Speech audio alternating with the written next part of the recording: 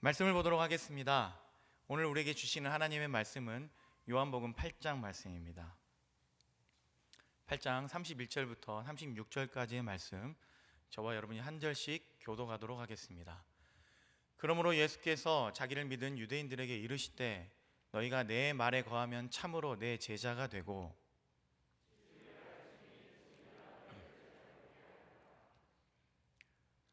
그들이 대답하되 우리가 아브라함의 자손이라 남의 종이 된 적이 없거늘 어찌하여 우리가 자유롭게 되리라 하느냐. 대답하시되 진실로 진실로 너희에게 이르노니 죄를 범하는 자마다 죄의 종이라. 종은 영원히 집에 거하지 못하되 아들은 영원히 거하나니 그러므로 아들이 너희를 자유롭게 하면 너희가 참으로 자유로우리라. 아멘. 오늘은 진리가 너희를 자유케 하리라 라는 제목으로 여러분과 함께 말씀을 나누도록 하겠습니다. 지난 한 주간은요 저에겐 굉장히 개인적으로 참 의미 있는 한 주였습니다.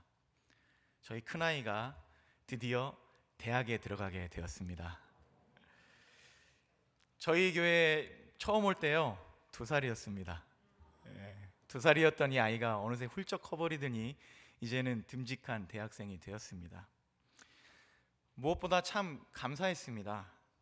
아무 것 없이 빈손지고 이 땅에 왔는데 너무 좋은 공동체를 만나서 지금까지 하나님이 살게 하시고 또 큰아이를 대학까지 보낼 수 있도록 인도하신 하나님의 은혜가 참 감사했습니다. 그런데 한편으로는 그런 마음도 들었습니다. 야, 해방이다. 아이가 이제 혼자 운전하면서 학교를 자기 스스로 갈 수 있다는 게 굉장한 자유한 마음을 저에게 주더라고요.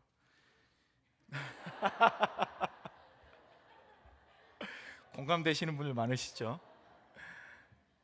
아직 둘째가 9학년이라서 완전한 해방은 4년 정도 더 남기는 했지만 그래도 이 큰아이가 혼자 학교를 갈 수 있다는 것에 뭔가 모를 자유한 마음이 들었고 굉장히 마음이 가벼워지는 것을 느낄 수가 있었습니다. 세상살이가 그런 것 같습니다.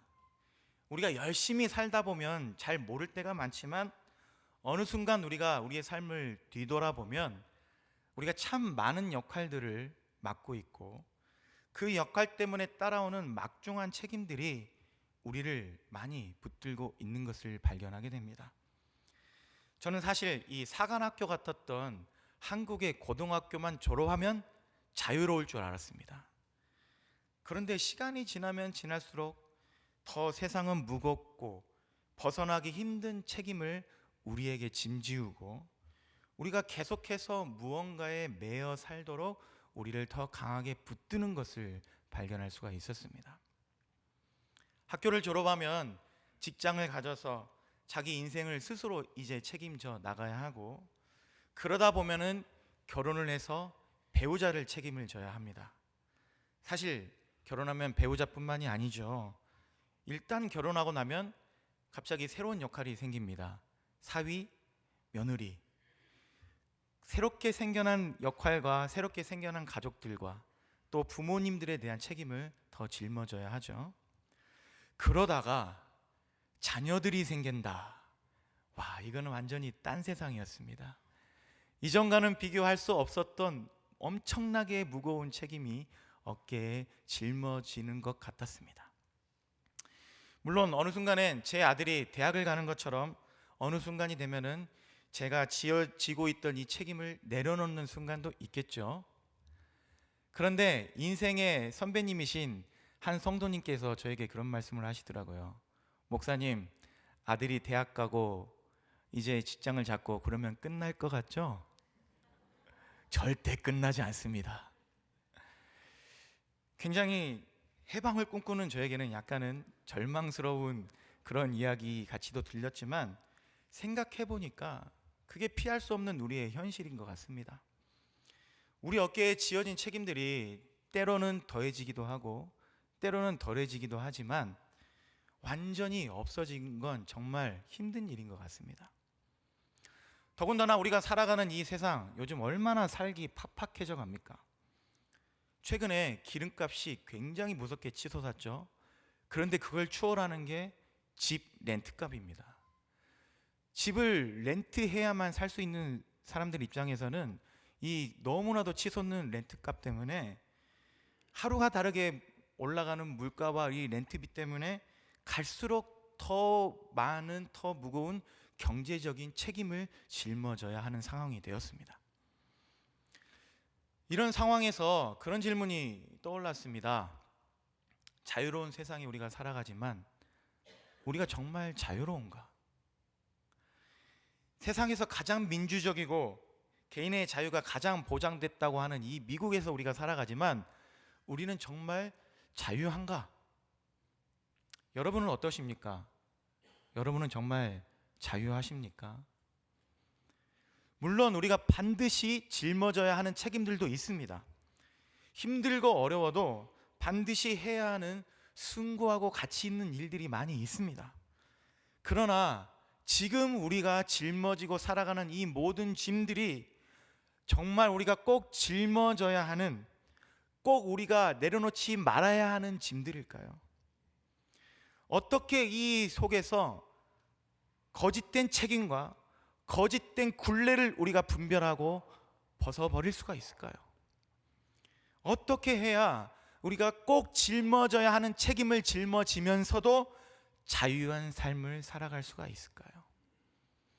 오늘 말씀을 통해 한번 같이 살펴보도록 하겠습니다. 오늘 본문을 보면요, 처음에는요 아주 분위기가 너무 좋았습니다. 예수님이 성전 앞에서 유대인들을 가르쳤는데 그날따라 많은 유대인들이 모였고 예수님의 말씀을 잘 듣더니 예수님을 믿겠다 하고 예수님 앞에 모였습니다. 그래서 예수님은 이제 믿겠다 한 그 유대인들을 향해서 정말 좋은 말씀을 주셨습니다. 그 말씀이 무엇인지 오늘 본문 32절을 다시 한번 같이 읽어보겠습니다. 진리를 알지니 진리가 너희를 자유롭게 하리라. 자, 말씀을 보시면 여기에서 진리라는 게 무엇일까요?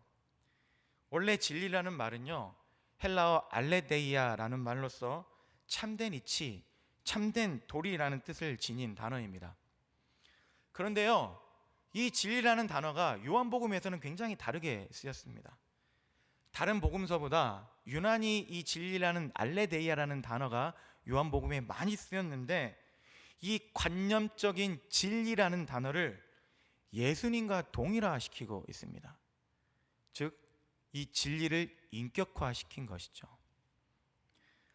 즉 예수님이 어떤 가르쳐 주신 특정한 어떤 관념적인 것만 진리가 아니라 그분의 말씀과 그분의 삶, 그분의 존재 자체를 진리라고 요한복음은 이야기하고 있는 것입니다. 그래서 요한복음 14장 6절에는 우리에게 이렇게 이야기를 합니다. 예수님이 하신 말씀인데요, 예수께서 이르시되 내가 곧 길이요 진리요 생명이니, 즉 이 말이 무슨 말이냐면요, 예수님이 진리고 진리가 예수님이라는 것입니다.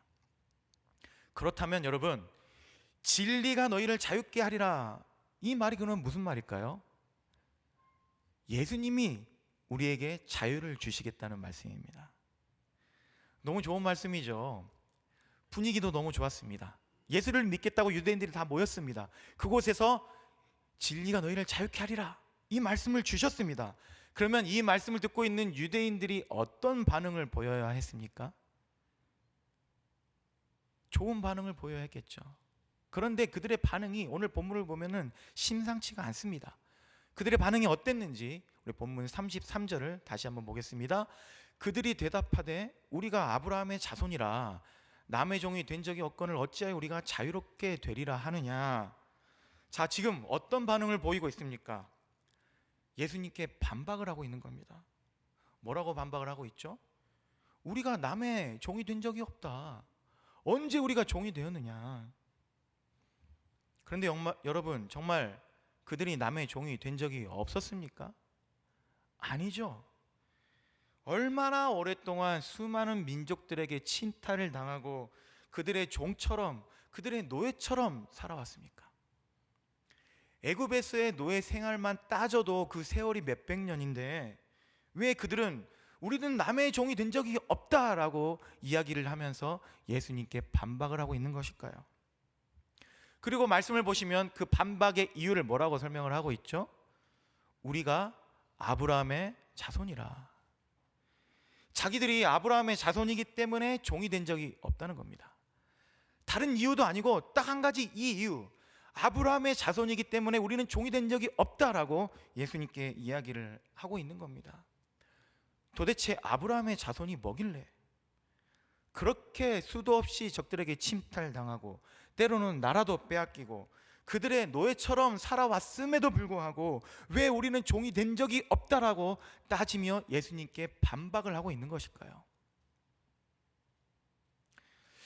유대인들에게는요, 오랜 노예 생활과 포로 생활조차도 결코 꺾을 수 없는 것이 한 가지가 있었는데 그것이 바로 선민의식이었습니다. 그들에게는 하나님이 특별히 선택하신 아브라함의 직계 자손이라는 이 대단한 자부심들이 있었습니다. 그래서 수많은 외세의 침략과 그들의 억압 속에서도 비록 완전히 그들이 통째로 포로로 끌려갔어도 노예로 끌려갈지라도 나는 아브라함의 자손이다. 나는 특별히 선택받은 하나님의 백성이다. 그 자부심 하나로 그들은 그 땅에서 그 험악한 세월을 버텨냈던 것입니다. 그것이 바로 오랜 노예 생활과 포로 생활 속에서도 그 민족이 말살되지 않도록 지켜준 힘이었죠. 그런데 여러분, 이들의 이런 모습이 좋아 보이십니까? 어떻게 보면 이것이 참 신앙의 힘이구나 싶을 수도 있습니다. 그러나 그것은요, 시간이 지나가면 지나갈수록 굉장히 이상한 쪽으로 변질되어져 갔습니다. 유대의 납비리들에게는요, 그런 격언이 있었습니다. 할례 받은 자들은 지옥으로 떨어지지 않는다. 다른 민족들은 아무리 잘해도 아브라함의 자손들이 아니기 때문에 구원받을 수 없지만 자기들은 아무리 잘못해도 할례 받은 아브라함의 자손이기 때문에 구원을 받을 수 있다는 겁니다. 대단한 자부심이죠. 문제는 이렇게 자부심이 지나치면요, 현실을 부정하게 될 수도 있다는 겁니다. 자신들의 삶이 아무리 우상 숭배와 죄악에 찌들어 있어도, 그래서 하나님이 바벨론을 통해서 그들을 심판하시는 그 상황 속에서도 그 절망적인 현실을 직면하고 돌이키고 회개하는 것이 아니라 바벨론이 쳐들어오는 상황 속에서도 우리는 안전하다, 우리는 괜찮다, 우리는 망하지 않는다. 다시 로마가 유대를 정복하고 그들을 다스리고 그들에게 세금을 거두어 드리면서 그들을 종처럼 부린다 할지라도, 그래서 그들의 힘에 눌려서 지금 이 순간 종으로 살아가고 있는 그 순간에도 우린 종이 된 적 없다. 우리는 아브라함의 자손이다. 즉 그들에게 선민의식은요, 현실을 도피하는 마약과 같은 거였습니다. 약에 취해서 내가 아픈 것도 모르고 내 몸이 죽어가는 것도 모르는 것처럼 지금 바로 이 순간이 우리가 돌이켜야 할 때인데 그것도 모르고 선민의식이라는 마약에 취해서 나는 자유하다, 나는 종이 된 적 없다, 스스로를 위로하고 살고 있었던 것입니다. 그렇게 자기 자신이 처한 자기 자신의 현실을 직면하지 못하면요, 아무리 좋은 말씀을 들려줘도 말씀을 제대로 듣고 이해할 수가 없습니다. 사실 여러분, 지금 유대인들을 모아놓고 누가 말씀하고 계시는 겁니까? 유대인들이 그토록 오랫동안 기다리고 고대하던 메시아 예수 그리스도께서 직접 그들을 만나서 그들에게 말씀을 해주시고 있는 것입니다. 그리고 그들이 기다리던 구원자께서 드디어 이제 자유를 주시겠다는데, 그냥 로마의 압제 속에서 해방되는 정도의 자유가 아니라 완전한 자유를 우리에게 주시겠다는데 전혀 알아듣지 못하는 겁니다. 정말 자신들이 지금 처한 상황이 무엇인지, 자신들의 신앙의 실력이 지금 어느 정도인지, 정말 자신에게 지금 이 순간 필요한 게 무엇인지를 모르기 때문에 아무리 예수님을 믿는다고, 예수님의 말씀을 듣는다고 그 앞에 모여 있어도 우리가 언제 종이었냐고, 우리가 언제 종이 된 적이 있냐고 반문하면서 예수님의 말씀을 하나도 이해하지 못하게 된 것입니다. 이것은요, 우리들도 마찬가지입니다. 물론 우리들에게 유대인과 같은 똑같은 선민의식은 없겠죠. 그런데 선민의식과 같은 자부심을 우리들이 갖게 되면 우리가 처한 진짜 현실 앞에 우리가 직면할 수 없게 되어집니다. 우리가 이렇게 모여서 주일 예배를 드리는 거 너무 중요한 일입니다. 그런데 열심히 주일 예배를 모여서 드리는 내 모습에 지나친 자부심을 갖게 되면요, 예배 위에의 신앙생활 속에서 드러날 수밖에 없는 연약한 우리의 모습들, 드러날 수밖에 없는 취약한 우리의 신앙의 실력들이 앞에서 우리가 직면할 수 없게 되어집니다. 우리가 기도하는 것 너무 중요합니다. 그러나 나는 기도하는 사람이니까 생각하면서 기도하는 내 모습에 너무 지나친 자부심을 우리가 갖게 되면 기도하는 것 외에 우리의 삶이 아무리 한쪽으로 치우쳐 있다 할지라도 나는 괜찮다, 나는 충분하다, 내가 기도하는데 이 정도면 되는 거 아니냐, 스스로를 위로하며 살 수도 있게 된다는 것입니다. 선교를 열심히 하고 봉사를 열심히 하는 건 너무 중요합니다. 너무 중요하지만 그것으로 스스로를 위로하고 자부심을 갖게 되면 될수록 내가 정말 하나님 앞에 어떤 모습으로 살아가고 있는지, 하나님의 말씀 앞에 정말 내가 어떤 신앙인인지 내 적나라한 그 실력 앞에 우리가 직면할 수 없게 된다는 것입니다. 종살이를 하고 있으면서도 우리가 언제 종이 된 적이 있느냐, 아브라함의 자손인데 언제 종이 된 적이 있느냐라고 반문하는 유대인들처럼 얼마나 세상에 눌려 살고 얼마나 세상의 많은 즐거운 것들에 중독되어 살고 사로잡혀 살고 있어도 그렇게 내 삶의 한쪽으로 완전히 무너져 있는 그 순간에도 스스로로 자부심을 갖게 되는 그 한두 가지 때문에 나는 괜찮다, 나는 자유하다, 이 정도의 신앙이면 괜찮다, 이 정도면 문제 없는 거다, 그렇게 스스로를 위로하며 착각 속에 빠져 살 수도 있게 된다는 것입니다. 결국 오늘 본문의 유대인들처럼 아무리 주님이 자유를 너희에게 주겠다라고 말씀을 하셔도 이미 자유한데 무슨 말씀입니까? 차라리 우리에게 빵을 준다 하십시오. 차라리 우리에게 다른 무언가를 준다 하십시오. 차라리 내 어려운 문제를 해결해 준다고 말씀하십시오라고 이야기하면서 전혀 알아들 수도 없고 오히려 예수님께 반박하는 자들이 될 수도 있다는 것입니다. 정말 종처럼 노예처럼 살아가는 우리들이 너무 안타까워서 우리 목에 걸려있는 이 쇠사슬을 벗겨주시면서 자유를 주시겠다 하시는데, 벗겨주신 쇠사슬 내 목에 스스로 다시 걸면서 무슨 소리입니까? 나는 자유합니다 라고 반문할 수 있는 사람들이 될 수 있다는 것이죠. 그래서 예수님은요, 그들의 그 자부심이 얼마나 잘못된 것인지를 이야기해 주시면서 아주 뼈아픈 이야기를 34절에 하십니다. 뭐라고 하셨는지 우리 34절 다 같이 읽어보겠습니다. 예수께서 대답하시되 진실로 진실로 너희에게 이르노니 죄를 범하는 자마다 죄의 종이라. 자, 말씀 보시면 죄를 범하는 자마다 누구의 종이라고요? 죄의 종이라는 겁니다. 그들이 아무리 아브라함의 자손이라 할지라도, 아무리 그 자부심을 가지고 힘들고 어려운 포로 생활, 노예 생활을 잘 버텨왔다 할지라도 죄를 범하는 자마다 모두 죄의 종이라는 겁니다. 여러분, 죄는요, 우리가 한번 죄를 짓게 되면 누구든지 그 죄의 노예가 될 수밖에 없습니다. 이것은 사실 죄의 속성에 대해서 예수님이 우리에게 너무 잘 알려주신 말씀입니다. 죄는요, 그냥 우리에게 넘어가는 법이 없습니다. 작은 죄건 큰 죄건 일단 그 죄를 한번 범했다 하면 우리 안에 따리를 틀어버립니다. 그래서요, 죄는요 오히려 그 죄를 한 번만 저지르는 게 더 어렵습니다. 여러분, 거짓말하면 어떻습니까? 그 거짓말을 숨기기 위해서 더 큰 거짓말을 해야 되는 상황, 우리 여러 번 경험하지 않았습니까? 경험하지 않으셨습니까? 그런데 정말 그런 상황이 아니고 운 좋게 넘어갔다 할지라도 우리가 또 다른 거짓말을 또 쉽게 하게 되지 않습니까? 만약 내가 누굴 미워하면 어떻습니까? 여러분, 그 미움이, 시작된 미움이 스스로 작아져 가는 것 여러분 경험해 보신 적 있습니까?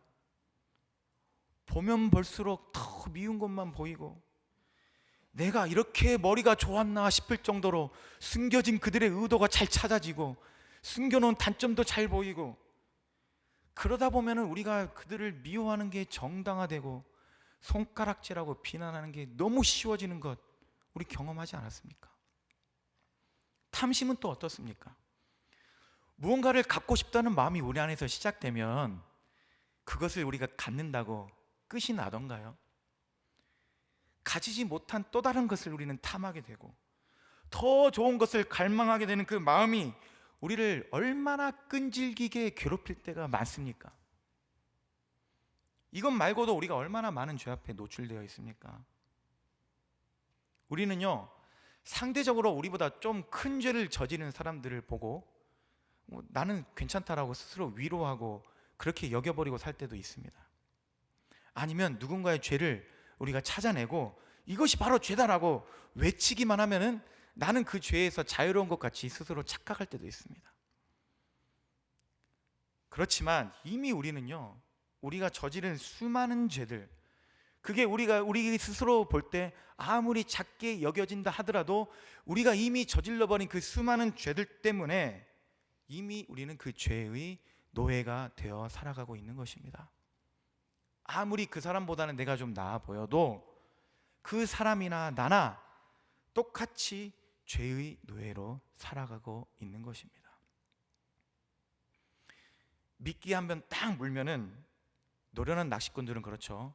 미끼 한 번 딱 물면 그 고기가 아무리 큰 고기라도 절대 놓치지 않죠. 그런 노련한 낚시꾼들처럼 죄는요, 우리가 작은 미끼 한 번 딱 물어버리면 우리를 붙들고 절대 놔주지를 않습니다. 어떻게든 우리가 미움의 노예가 되게 만들고, 우리가 원망의 노예가 되게 만들고, 분노의 노예가 되고, 욕망의 노예가 되고, 게으름의 노예가 되고, 나태함의 노예가 되고, 쾌락의 노예가 될 수 있도록 끊임없이 우리에게 작은 미끼를 던져주면서 우리를 낚으려고 하는 것입니다.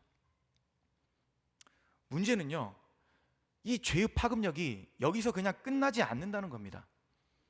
나만 노예가 되는 것이 아니라 남들도 노예가 되게 만들어 버립니다. 내가 사랑하는 사람이건 내 자녀든 내 주위에 있는 누구든 간에 일단 내가 죄의 노예가 되면 내가 원하지 않아도 나를 통해서 그들이 점점 죄의 노예가 되어 갑니다. 내 분노가요, 내 배우자에게 전달이 되고요, 내 게으름이 자녀들에게 쉽게 전달이 됩니다. 내 탐심과 내 욕망이 주위 사람들에게 쉽게 전달이 됩니다. 그러면서 그들 또한 죄의 노예, 세상의 노예로 살아가도록 이미 낚여진 우리를 다시 미끼로 사용할 수 있다는 것입니다. 그래서 예수님은요, 자신을 믿는다고 모인 사람들 속에서 먼저 자유를 이야기하셨던 겁니다. 이미 범해버린 수많은 죄 때문에 죄의 노예로 살아가고 있던 사람들, 그런 줄도 모르고 스스로 자유롭다고 착각하면서 아무 문제 없다고 여기던 사람들, 그런 착각 속에서 그 죄의 파급력으로 나도 모르게 더 많은 자들을 죄의 노예로 만들어가고 있던 그 불쌍한 사람들, 그들에게 참된 자유를 주시고 싶어서 예수님은 가장 먼저 그들에게 자유를 이야기하셨던 겁니다. 왜 예수님이 자유를 이야기하신지 아시겠죠? 자유가 얼마나 중요한지 여러분 아시겠죠? 그러면요, 여러분, 우리 안에 이런 질문이 시작돼야 됩니다. 그렇다면 그 중요한 자유, 그럼 어떻게 도대체 우리가 누릴 수 있습니까? 어떻게 예수님이 주신 자유를 어떻게 내 것으로 만들 수 있습니까? 다시 이 답은요, 다시 예수님이 처음 말씀하셨던 32절과 32절에 답이 나와 있습니다. 31절, 32절 뭐라고 말씀하셨는지 우리 다시 한번 읽어보겠습니다. 너희가 내 말에 거하면 참으로 내 제자가 되고 진리를 알지니 진리가 너희를 자유롭게 하리라. 자, 말씀을 잘 보시면요, 자유롭게 되는 과정을 이야기를 해주셨는데요, 여러분 아까 제가 초반에 말씀드렸죠? 진리는 누굽니까? 저 아닙니다. 진리는 누구죠? 예수님이세요. 자, 그러면은 진리를 예수님으로 바꿔서 우리가 한번 보면은 이런 공식이 나옵니다. 보시면, 넘겨보시면 이런 공식이 나오는데요, 너희가 내 말에 거하면 두 가지가 됩니다. 참된 예수님의 제자가 되고 예수님을 알게 됩니다. 그리고 결국 이 두 가지는 어떻게 되냐면 자유롭게 만들어줍니다. 이해 가시죠? 즉 우리가 자유롭게 되기 위해서는 두 가지가 되어야 되는 거죠. 예수님의 참 제자가 되고 예수님을 알게 돼야 되는데, 그것은 어디서 시작이 된다고요? 예수님의 말에 거하면. 예수님의 말에 거한다. 저는요, 이 거한다라는 단어가 우리에게 말씀을 주시는 예수님의 의도를 가장 잘 담고 있는 단어가라고 생각이 듭니다. 거한다라는 말은요, 말씀이 그냥 우리가 일주일에 한 번 듣고 말 수 있는 것이 아니라는 겁니다. 그 말씀에 우리가 계속해서 머물고 계속해서 살아야 한다는 것입니다. 날마다 말씀을 묵상하고 그 말씀이 우리 삶의 새로운 기준이 되어야 되고, 늘 그 말씀을 우리가 기억하고 말씀대로 살아가기 위해서 순간순간에 최선을 다하고, 즉 이 땅에 우리가 살아가지만 전혀 다른 세상을 이 땅에서 살아가는 것처럼 내 삶의 기반을 완전히 옮겨가는 것을 이야기합니다.